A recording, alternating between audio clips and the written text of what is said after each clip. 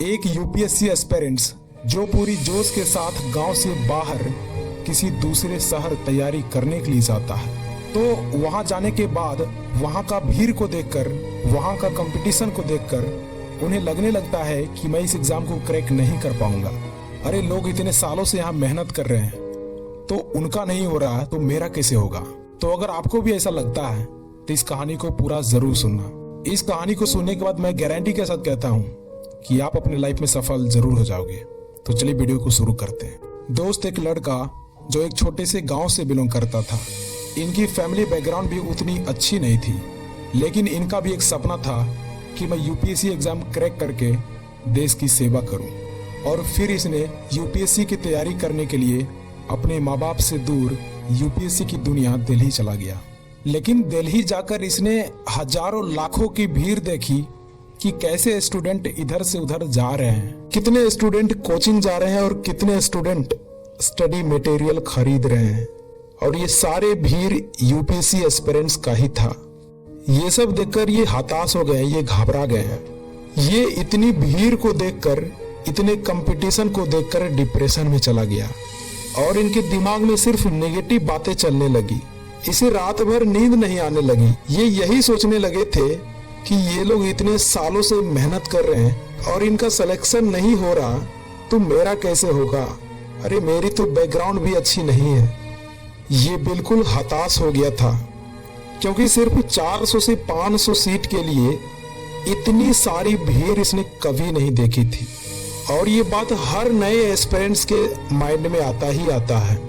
लेकिन फिर कुछ समय बाद इसने ठंडे दिमाग से सोचा कि अगर मैं यहीं से लौटकर वापस चला गया तो जिंदगी में मैं कभी भी आईने को नहीं देख पाऊंगा, क्योंकि जब मैं आईने को देखूंगा तो उसमें मेरा चेहरा नहीं बल्कि एक फेलियर दिखेगा।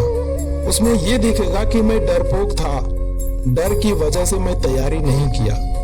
और मैं अपने माँ बाप से बोल कर आया हूँ, उन्हें सपना दिखा कर आया हूँ कि तेरा बेटा आईएएस बनकर ही लौटेगा, तो मैं बिना आईएएस बने कैसे चला जाऊं। ये नहीं हो सकता। दोस्त, फिर इसके अंदर यूपीएससी क्रैक करने का जोश आ गया और इसी सोच के साथ तैयारी करना शुरू कर दिया। और इसने पूरी मेहनत और डेडिकेशन के साथ तैयारी करने लगा। और दोस्त, तैयारी करने के बाद जब इसने एग्जाम दिया तो अफसोस, इनका प्री एग्जाम ही क्वालिफाई नहीं हो पाया। और इसे एक बड़ा झटका लगा और सोचने लगा कि जिस एग्जाम को क्लियर करने का सपना लेकर आया था और इसका पहला ही एग्जाम में मैं फेल हो गया। और दोस्त, जब ये फेल हुआ ना तो इसके घर के आसपास वाले लोग ताना देना शुरू कर दिए। वो कहने लगे कि तेरे बेटे से यूपीएससी नहीं निकल पाएगा, तुम क्यों सपने बड़े देखकर यूपीएससी की तैयारी करने के लिए दिल्ली भेज दिया, उससे कुछ नहीं हो पाएगा। दोस्त, ये सब देखकर ये लड़का पूरा टूट गया और फिर इसने खुद से कहा कि कोई बात नहीं, अपना टाइम आएगा। मैं एक दिन यह ताने को तालियां में बदल कर ही रहूंगा। और दोस्त, इसने इस साल किए गए गलतियों को सुधार करके दुगनी मेहनत के साथ तैयारी करना शुरू कर दिया। और इसका परिणाम यह निकला कि इसने प्री मेंस अपने दूसरे ही अटेम्प्ट में पास कर गया और अब सिर्फ इसका इंटरव्यू ही बाकी था।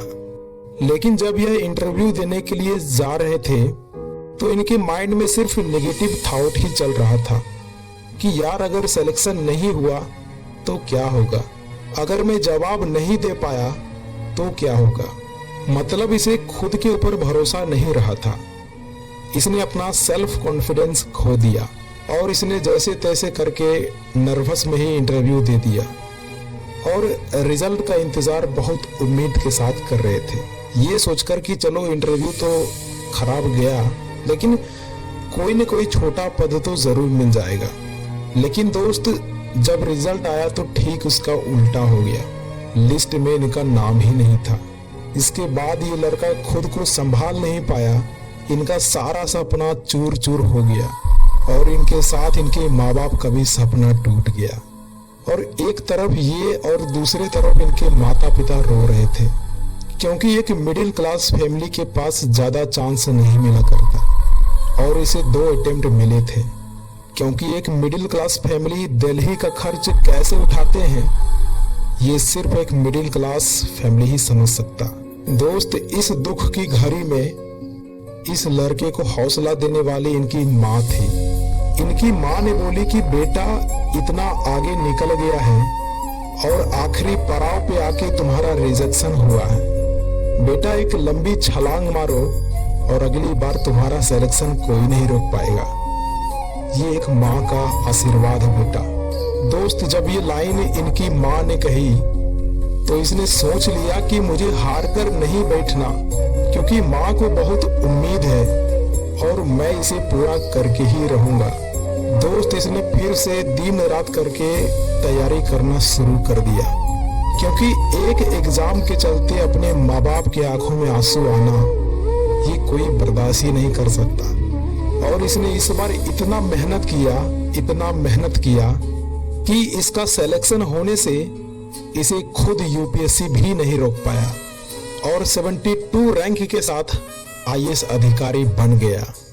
तो दोस्त, इस कहानी से हमें दो चीजें सीखने को मिलती है। पहला कि कोई भी एग्जाम क्रैक करने के लिए फैमिली बैकग्राउंड मैटर नहीं करता, और दूसरा सेल्फ कॉन्फिडेंस। आपको खुद पर भरोसा होनी चाहिए, और खासकर यूपीएससी जैसे बड़े एग्जाम में, क्योंकि जब आपको खुद के ऊपर भरोसा ही नहीं है तो आपके ऊपर इतनी बड़ी जिम्मेदारी, एक जिले का भार आप कैसे मैनेज करेंगे। और अंत में मैं आपसे एक ही बात कहना चाहूंगा कि कभी भी असफलताओं से घबराकर हार मत मानना, क्योंकि आपकी हार ना मानने की आदत ही एक दिन जीत का आदत बन जाती है। तो ये इंस्पायरिंग स्टोरी आपको कैसा लगा कमेंट सेक्शन में जरूर बताइएगा। एंड अब पूछेंगे इनका नाम क्या है, तो इनका नाम है दिलीप प्रताप सिंह शेखावत। तो आई होप ये स्टोरी आपको पसंद आया होगा। पसंद आया तो एक लाइक कर देना, चैनल पर नए सब्सक्राइब कर देना। मिलते हैं अगली वीडियो में, तब तक के लिए जय हिंद, वंदे मातरम।